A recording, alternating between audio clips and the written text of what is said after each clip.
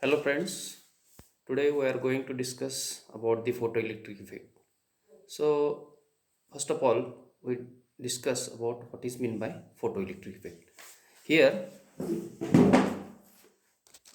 is the experimental setup of this photoelectric effect, and photoelectric effect means the electrons are emitted from the metal surface when light of sufficiently high frequency falls upon it, and this phenomenon is known as the photoelectric effect. And the electrons emitted are called photoelectrons. In this is the experimental setup of this photoelectric effect. Here is the this is quartz window. This is the light consists of large number of photons. This is anode, this is cathode, this is voltmeter, this is ammeter, and here is the metal which is used as a photosensitive material. So construction of this photoelectric effect, that is evacuated this is evacuated tube which contains the two electrodes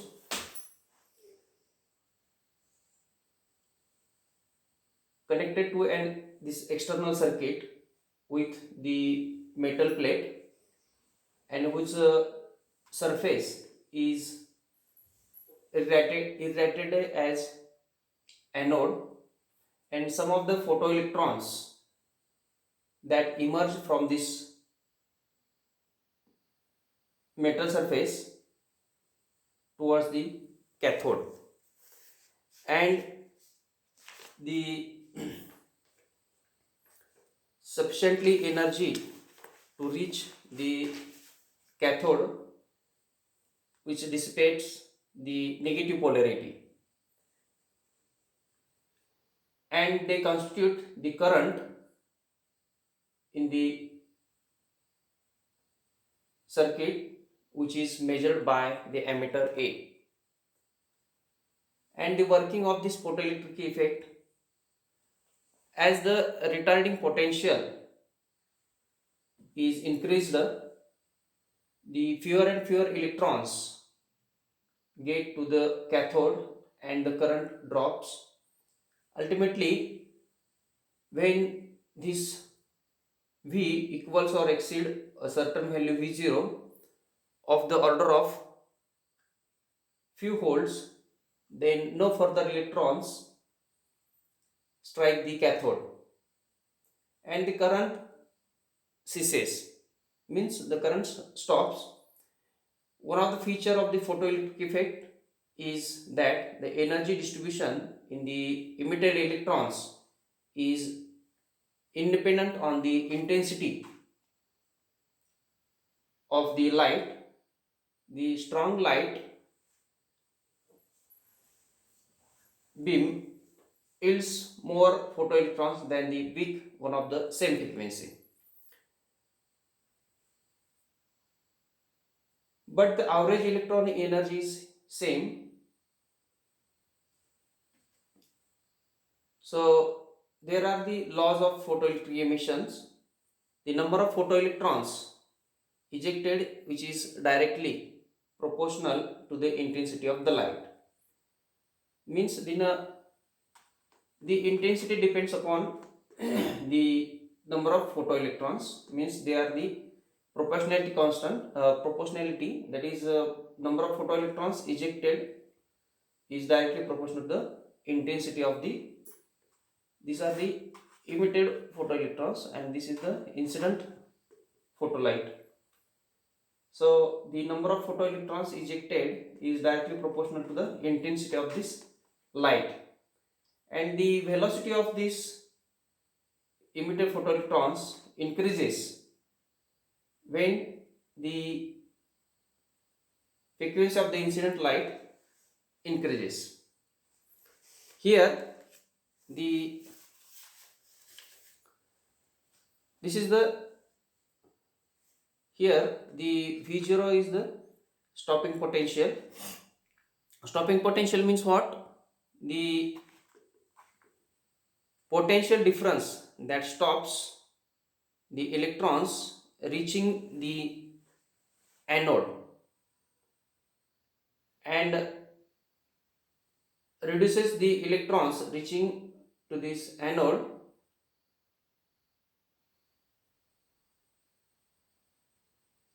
So stopping potential means the potential difference that stops the electrons reaching the anode and reduces the current in the circuit to zero, and it is independent of the intensity of this incident light. So here is the graph of photoelectric against the retarding potential or the stopping potential. L1, L2, L3, these are the light intensity. So photoelectron current, which is proportional to the light intensity for the all retarding voltages. Second one is the, here is the light intensity is constant. This is the graph of the retarding potential versus photoelectric current, means the extension voltage V0 depends upon the frequency nu of the light. And third one is the the threshold frequency, that is the maximum photoelectron energy, which is the function of the frequency of the incident light. So here nu 0 here is the threshold frequency, and the threshold frequency means what? The frequency below which no photo emission. So as the frequency below a certain critical frequency, which is the characteristics of the particular metal, then no electrons are emitted, called as a threshold frequency here. Above this threshold frequency, the photoelectrons have a range of energies from 0 to a certain maximum value, and this maximum energy increases linearly with increasing frequency. So here nu 0 is the threshold frequency, and this is the Einstein's photoelectric equation. T max is equal to h nu minus h nu 0. So here the h is the Planck's constant, which value is 6.63 into 10 raised to minus 34 joule second. Here nu 0 is the threshold frequency. So above this threshold frequency, the photoelectrons have a range of energies from 0 to a certain maximum value, and this maximum energy increases linearly with the increasing frequency. High frequency result in high maximum photoelectron energies, and low frequencies in low maximum photoelectron energies. So the faint blue light produces the electrons with more energy than those produced by a bright light. So here the Tmax means the maximum kinetic energy, and the relation between Tmax and the frequency nu is proportionality, which can be expressed as the Tmax, this is the difference kinetic energy, so E minus E0, which is equal to E equal to h nu, so having the value h nu, and the E0 having the energy h nu 0. So Tmax is equal to, when you take the common h, this nu minus nu 0, here H is the Planck's constant, whose value is 6.63 into 10 to minus 34 joule second. So this equation Tmax equal to h nu minus h nu 0, this is called as a Einstein's photoelectric equation, which is the Einstein's photoelectric equation is Tmax equal to h nu minus h nu 0. So here the h is the Planck's constant having the value 6.63 into 10 to minus 34 joule second. So the here the means the radiation consists of the packets of energy called as the quanta or the photons of this light consists of large number of photons, and these photons consist of the packets of energy called as quanta or the photons of energy having h nu. These photons have the energy h nu. So Planck found that the quanta associated with a particular frequency nu of the light all have the same energy, and the energy is directly proportional to nu. So the energy which is equal to this energy E equal to h nu.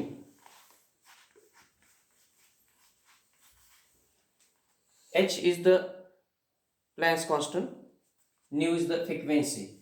So this photon have the energy E equal to h nu, which is called as a quantum energy. This E equal to h nu, this is the quantum energy, and the Einstein proposed that light not only is emitted a quantum at a time but also propagates as a individual quanta. So the empirical formula for this photoelectric effect, so Tmax equal to h nu minus h nu 0, this is the Einstein's photoelectric equation. When we rearrange this, that is h nu equal to Tmax plus, when we rearrange this, h nu equal to Tmax plus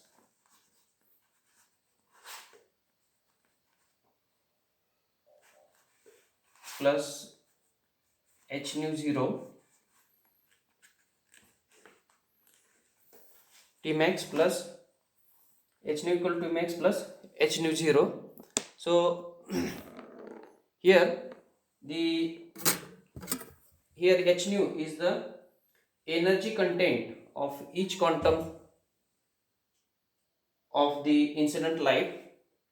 Tmax is the maximum photoelectron energy called as a maximum kinetic energy, and h nu 0 is called as a maximum energy needed. This is the h nu is the maximum energy needed to dislodge an electron from the metal surface. So these photons have the energy to dislodge these electrons which is present on this metal surface. So this maximum energy h nu 0 is the maximum energy needed to dislodge an electron from this metal surface being illuminated. So this is the h nu 0 is the also called as a threshold frequency or called as a work function.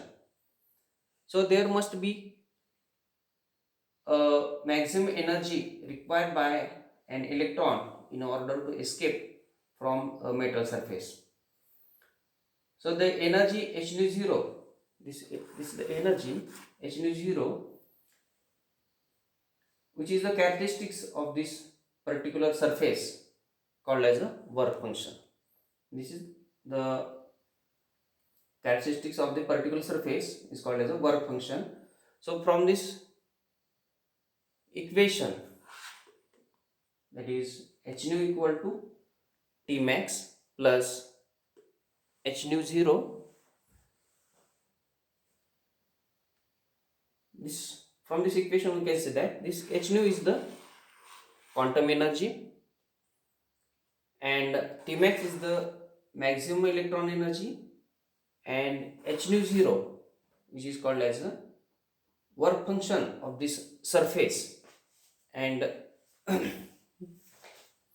so we can say that from this equation h nu equal to T max plus h nu 0, the quantum energy, which is equal to maximum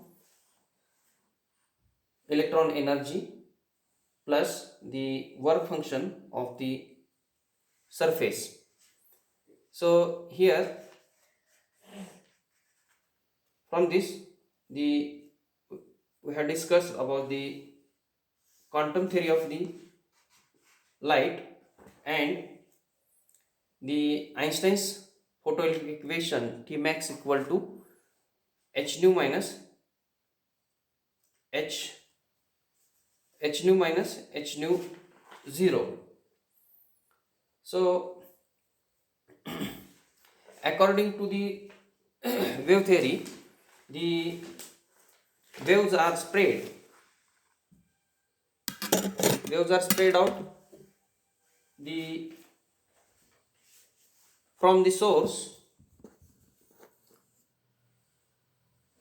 in the way the ripple spread out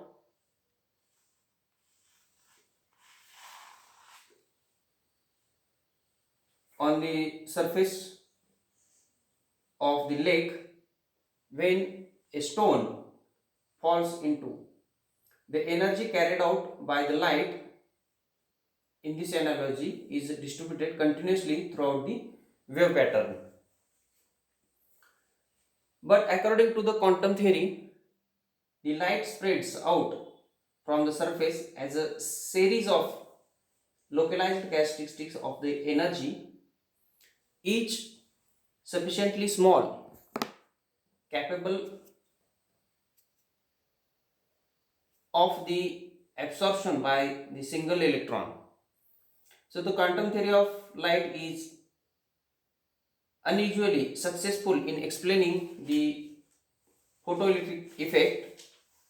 It predicts correctly that the maximum photoelectron energy should depend upon the frequency of the incident light, not on the intensity. Means the photoelectron energy only depends upon the frequency of this incident light but not on the intensity. So there is no way of deriving the quantum theory of light from the wave theory of light or vice versa. Hence wave theory of light and quantum theory of light, which are complement each other, means they do not depend upon each other. So the quantum theory of light postulates that photons behave like particles except for the absence of any rest mass. So the photoelectric effect means the electrons